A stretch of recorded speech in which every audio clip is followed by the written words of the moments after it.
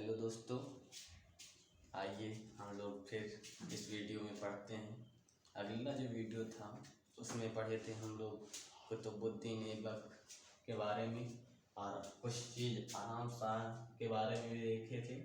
इसमें हम लोग देखेंगे जो गुलाम वंश का तीसरा शासक था वो था इल्तुतमिश, और इस वीडियो में पढ़ेंगे इल्तुतमिश से संबंधित इसका जो शासनकाल था वो 1211 से 1236 ईस्वी था।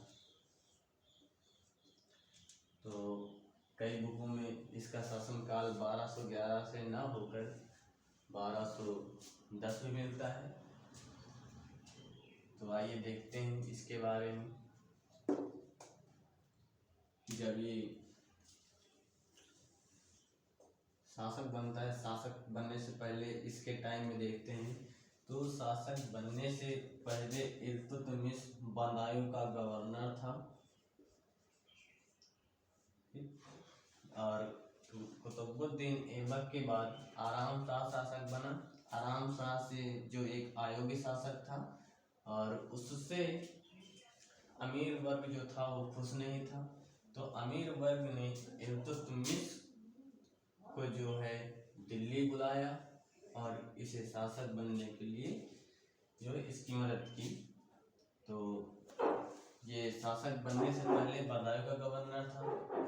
जब ये शासक बनता है तो इसके जो महत्वपूर्ण कार्य हैं उसने सबसे पहले इसने राजधानी परिवर्तन की।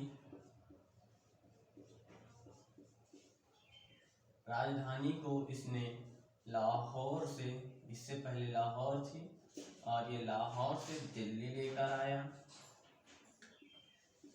और इसने दिल्ली से शासन करना शुरू किया। और जो इल्तुतमिश था ये बगदाद के खलीफा,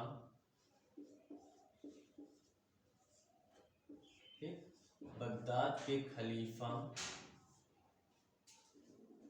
जो खलीफा थे उस टाइम वो अल मुंतसिर बिल्लाह, ठीक, अल मुंतसिर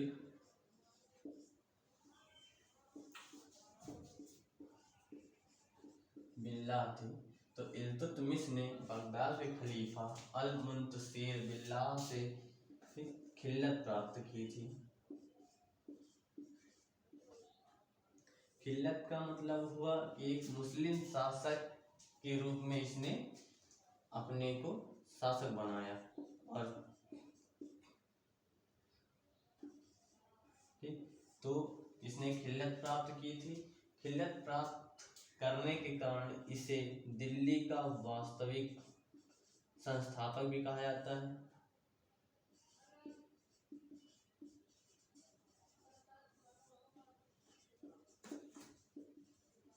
वास्तविक संस्थापक भी कहा जाता है। और इसकी जो उपाधि थी, क्योंकि ये कुतुबुद्दीन ऐबक का दास था, गुलाम था और उसका दामाद भी था, तो ये गुलाम होने के कारण इसे गुलामों का गुलाम भी कहा जाता है। क्योंकि कुतुबुद्दीन ऐबक भी गुलाम था, तो कुतुबुद्दीन ऐबक गुलाम था, उसके बाद इल्तुतमिश उसका गुलाम था, मतलब गुलाम का गुलाम होने के कारण से गुलामों का गुलाम कहा जाता है। ठीक, उसके बाद जब इसने सत्ता पर बैठा तो इसके पास कई मजबूरियां आई। जैसे मुल्तान का जो शासक था, मुल्तान का जो शासक था वो था कुबाचा। इसके बैठते ही कुबाचा ने फिर अपने को स्वतंत्र घोषित कर दिया, एक स्वतंत्र शासक के रूप में घोषित कर दिया। और जो घोषित कर दिया तो इल्तुतमिश गद्दी पर बैठने के बाद इन दोनों के बीच में एक युद्ध होता है और उस युद्ध को हम लोग तराइन का तृतीय युद्ध कहते हैं। जब तराइन का तृतीय युद्ध होता है तो इस युद्ध में एक तरफ कुबाचा होता है, और दूसरी तरफ जो होता है वो होता है इल्तुतमिश। और इस युद्ध में इल्तुतमिश की क्या होती है? विजय। और विजय होने के साथ ही इल्तुतमिश का साम्राज्य जो उत्तर भारत की ओर है वो सिंध तक पहुंच जाता है, क्योंकि मुल्तान सिंध नदी के आसपास ही पड़ता है। तो इल्तुतमिश का जो साम्राज्य होता है वो उत्तर भारत में सिंध तक पहुंच जाता है। और जो दूसरा था वो था बंगाल और बिहार का इवाज नामक व्यक्ति। ठीक, बंगाल और बिहार में इवाज नामक व्यक्ति था, लेकिन जब ये बना तो बंगाल में एक अली मर्दान व्यक्ति था, अली मर्दान खान। इसने बंगाल और बिहार इन दोनों राज्यों को स्वतंत्र घोषित किया। उसके बाद इल्तुतमिश ने, यहाँ का एक शासक बनता है इवाज नाम था जिसका, और इल्तुतमिश ने इवाज को पराजित कर देता है। पराजित करने के बाद बिहार और बंगाल को अपने साम्राज्य में मिला लेता है। साम्राज्य में मिला लेता है तो इसका जो दिल्ली सल्तनत था, मतलब दिल्ली था, इसका साम्राज्य जो था वो काफी विस्तृत हो जाता है। इस कारण भी इसको दिल्ली का वास्तविक संस्थापक भी बोला जाता है। इसके पास दो रीजन थी, एक तो इसने खिल्लत प्राप्त की थी, जबकि इससे पहले कुतुबुद्दीन ऐबक ने खिल्लत नहीं प्राप्त की थी। ठीक, और दूसरा इसने साम्राज्य विस्तार में भी योगदान दिया। उसके बाद इल्तुतमिश ने कुछ सिक्के भी जारी किए भारत में। उसने सर्वप्रथम अरबी सिक्के, जो अरबी सिक्के थे उनको सर्वप्रथम इल्तुतमिश ने जारी किया। ठीक, और इन सिक्कों की विशेषता थी, उसने दो तरह के सिक्के चलाए। नंबर 1 पर उसने चांदी का टका चलाया, और दूसरे पर तांबे का जीतल।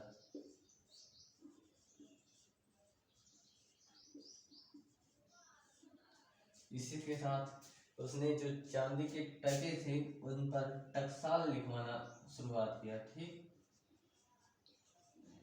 सर्वप्रथम शासक था जिसने मध्यकालीन भारत में अपने सिक्कों पर टकसाल लिखवाने की प्रथा की शुरुआत की, और टकसाल लिखवाया। टकसाल के साथ ही इसने एक अभियान किया था। अभियान में इसे विजय मिलती है। वो जो अभियान था वो था ग्वालियर का अभियान। ठीक, ग्वालियर जो मध्य प्रदेश में पड़ता है, और ग्वालियर के अभियान में इसको विजय मिलती है। विजय के साथ ही इसने सिक्कों पर जो है, सिक्कों पर रजिया का नाम लिखवाया। और तो आइए एक बार इतना फिर रिवीजन करते हैं, उसका आगे के टॉपिक फिर से पढ़ेंगे हम लोग। तो जो इल्तुतमिश था इसका शासनकाल 1211 से 1236 ईस्वी था। और ये जब शासक बनता है तो शासक बनने के साथ ये बदायूं का गवर्नर था। ठीक, गवर्नर के साथ ही इसने जो पहला काम किया वो सबसे पहले इसने राजधानी परिवर्तन की, और लाहौर से राजधानी को दिल्ली लेकर आया। उसके बाद बगदाद के खलीफा थे अल मुंतसिर बिल्ला, जिससे इसने खिल्लत की उपाधि प्राप्त की थी। खिल्लत की उपाधि जो है एक मुस्लिम शासक के रूप में दी जाती है। तो ऐसा करने वाला ये जो है दिल्ली सल्तनत का पहला शासक भी था, और इस कारण इसे दिल्ली सल्तनत का वास्तविक संस्थापक भी कहा जाता है। ठीक, या गुलाम का गुलाम होने के कारण इसे गुलामों का गुलाम की उपाधि से भी नवाजा जाता है। और जब ये गद्दी पर बैठता है, ठीक, तो उसी के साथ मुल्तान और उच्च जो ऐसे दो राज्य थे जहाँ पर कुबाचा शासन कर रहा था, जो कि एक गुलाम था मोहम्मद गौरी का, इसने अपने को स्वतंत्र घोषित कर दिया। और स्वतंत्र घोषित करने के बाद इल्तुतमिश जो है इस पर आक्रमण करता है और दोनों के बीच में एक युद्ध होता है जिसे हम तराइन के युद्ध के नाम से जानते हैं। तराइन के तृतीय युद्ध में इल्तुतमिश और कुबाचा आमने सामने होते हैं। इल्तुतमिश को इस युद्ध में विजय मिलती है और इसी के साथ जो दिल्ली का साम्राज्य था उत्तर में सिंधु नदी तक पहुंच जाता है। दूसरी तरफ जो था एक अली मर्दान नाम का व्यक्ति था जिसने बंगाल और बिहार में अपने को स्वतंत्र घोषित कर दिया। और स्वतंत्र घोषित करने के साथ ही जो इसका पुत्र बना वो इवाज नामक बना शासक। और इवाज और इल्तुतमिश के बीच जो इल्तुतमिश का बेटा था, इल्तुतमिश के साथ नहीं, इल्तुतमिश का बेटा था, लखनौती के निकट दोनों में युद्ध होता है और उसी युद्ध में जो है इवाज मारा जाता है। ठीक, फिर इसने भारत में कुछ सिक्के जारी किए।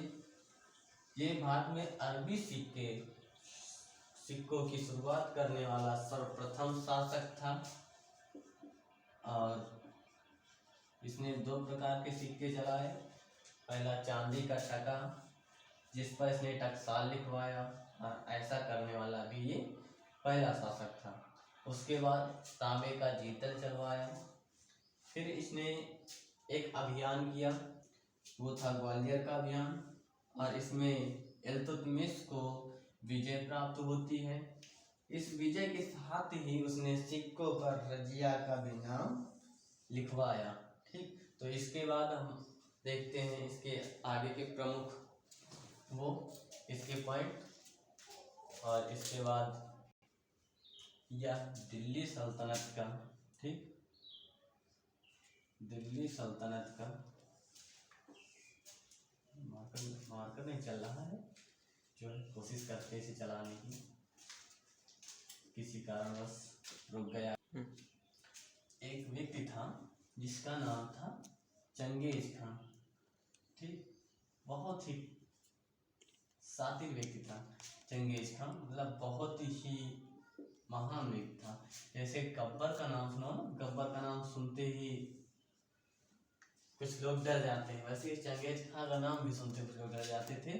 तो इसके साम्राज्य में एक व्यक्ति था चंगेज खान की, जिसका नाम था जलालुद्दीन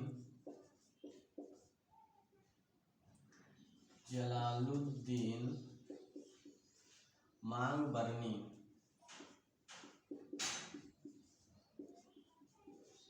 ठीक, तो जलालुद्दीन मांगबरनी ने चंगेज खान के साम्राज्य में विद्रोह कर दिया। ठीक, तो जब विद्रोह कर दिया तो विद्रोह किया तो कहाँ किया, गब्बर के राज्य में। उसके बाद चंगेज खान ने जलालुद्दीन मांगबरनी को मारने की ठान लेता है और ये अपनी सेना के साथ इसे मारने के लिए निकलता है। और जलालुद्दीन मांगबरनी भाग करके एक सिंध की तरफ से होते हुए भारत पहुंचता है। और भारत में उस समय इल्तुतमिश था दिल्ली सल्तनत में, और ये इल्तुतमिश के साम्राज्य में आता है। और इल्तुतमिश से इसने मदद मांगी और ये इल्तुतमिश जलालुद्दीन मांगबरनी को संरक्षण भी देता है। लेकिन बाद में इल्तुतमिश को जो है पता चलता है कि चंगेज खान बहुत ही खतरनाक व्यक्ति है, तो इल्तुतमिश जलालुद्दीन मांगबरनी को संरक्षण देने से मना कर देता है। तो इस प्रकार ये जो चंगेज खान था वो भारत की सीमा पर 1221 ईस्वी में आया।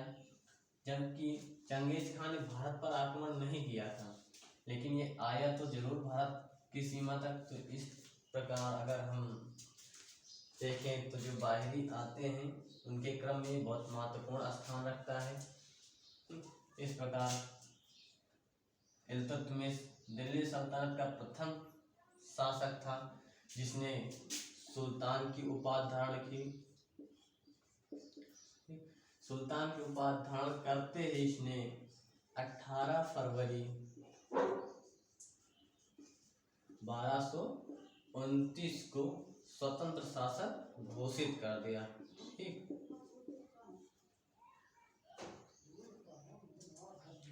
स्वतंत्र शासक घोषित कर दिया। और इसने भारत में कुतुब मीनार जिसकी नींव कुतुबुद्दीन ऐबक ने रखी थी। तो इसने कुतुब मीनार का निर्माण पूर्ण करवाया। इसने कुतुब मीनार का जो कार्य था उसको पूर्ण करवाया और उसी के साथ इसने जो है मोहम्मद गौरी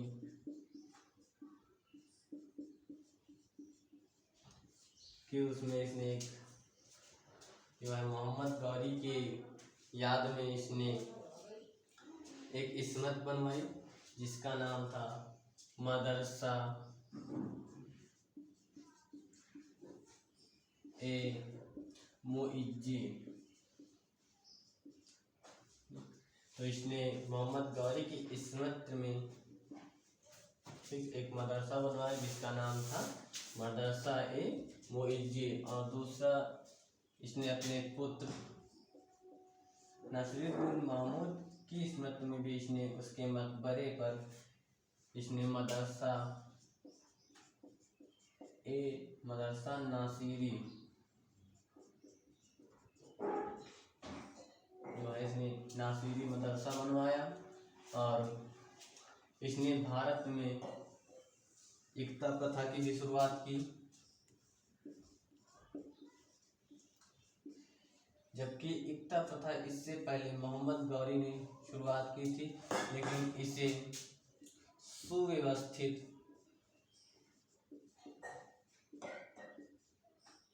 एवं नियंत्रित इल्तुतमिश ने इसे भारत में लागू किया।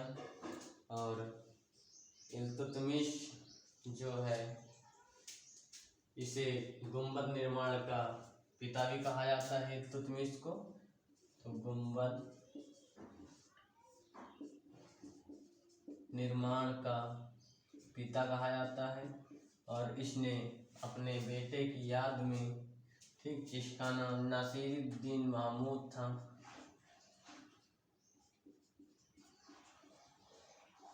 नासिरुद्दीन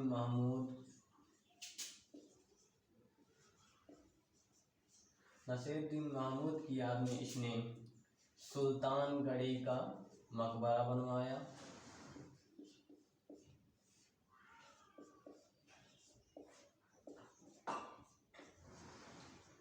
इस प्रकार ये भारत का प्रथम मकबरा था जिसे हम सुल्तानगढ़ी के नाम से जानते हैं। और इसको बनवाने का श्रेय इल्तुतमिश को जाता है। तो इस प्रकार इल्तुतमिश जो एक व्यक्ति था, दोबारा से रिवीजन कर लेते हैं। उस व्यक्ति का नाम था चंगेज खां। चंगेज खां के साम्राज्य में जलालुद्दीन मांगबरनी नामक एक व्यक्ति था जिसने इसके साम्राज्य में विद्रोह कर दिया। और विद्रोह करने के साथ ही चंगेज खां जलालुद्दीन मांगबरनी को जो है मारने के लिए निकल पड़ता है। और जब निकलता है तो जलालुद्दीन मांगबरनी भारत आता है और वह इल्तुतमिश के साम्राज्य में जाता है, जहां उसने इल्तुतमिश से संरक्षण मांगी। और इल्तुतमिश जलालुद्दीन मांगबरनी को तो संरक्षण दे देता है, परंतु जब उसके मंत्रियों द्वारा उसे पता चलता है चंगेज खां बहुत ही खतरनाक व्यक्ति है, तो उसने इसे संरक्षण देने से मना कर देता है। और इस प्रकार चंगेज खां 1221 ईस्वी में भारतीय सीमाओं पर आता है। ठीक, और इल्तुतमिश सुल्तान की उपाधि धारण करने वाला दिल्ली सल्तनत का प्रथम शासक था। इसने इसने सुल्तान की उपाधि धारण करते ही 18 फरवरी 1229 ईस्वी को ये अपने आप को स्वतंत्र शासक भी घोषित कर देता है। इसने कुतुब मीनार के निर्माण के कार्य को भी पूर्ण करवाया, जिसकी नींव कुतुबुद्दीन ऐबक ने रखी थी। और ये मोहम्मद गौरी की याद में इसने मदरसा-ए मुइज्जी का निर्माण करवाया। उसी के साथ इसका जो पुत्र था नसीरुद्दीन महमूद, उसकी भी स्मृति में इसने मदरसा नसीरी बनवाई। ठीक, और भारत में एकता प्रथा की शुरुआत करने वाला ये पहला सुल्तान था, जिसने एकता प्रथा को सुव्यवस्थित एवं नियंत्रित लागू किया। और एकता व्यवस्था थी क्या, तो एकता व्यवस्था में जो सैनिक थे, ठीक, सैनिक, तो इस सैनिकों को नगद वेतन ना दे करके उन्हें एक जमीन दी जाती थी, जिन पर उन्हें कार्य करने से मतलब कार्य करवाते थे सैनिक, और यहीं से भी जो कर प्राप्त करते थे उसी को वेतन के बदले समझा जाता था।